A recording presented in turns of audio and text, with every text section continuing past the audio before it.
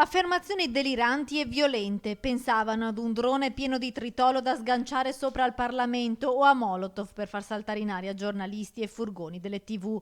Queste solo alcune delle proposte di azioni sovversive che venivano diffuse da un gruppo di accaniti Novax in una chat Telegram denominata I Guerrieri, scoperta e chiusa dalla Digos di Milano che ha denunciato 8 persone tra Lombardia, Veneto ed Emilia-Romagna.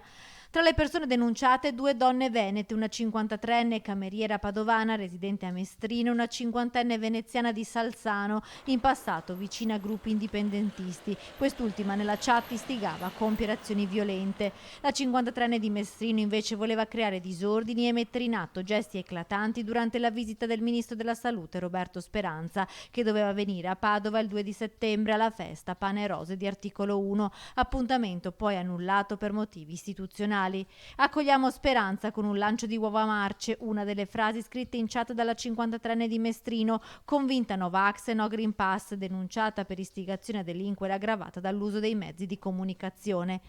In casa delle 2 donne, la Digos di Padova e quella di Venezia, hanno sequestrato cellulari e computer. A Bergamo, invece, in casa di uno dei denunciati sono state sequestrate armi regolarmente detenute per uso sportivo. Gli 8 indagati si stavano muovendo per creare una rete a livello nazionale per azioni violente e stavano pianificando anche una riunione operativa e preparatoria per la manifestazione No Green Pass in programma sabato a Roma.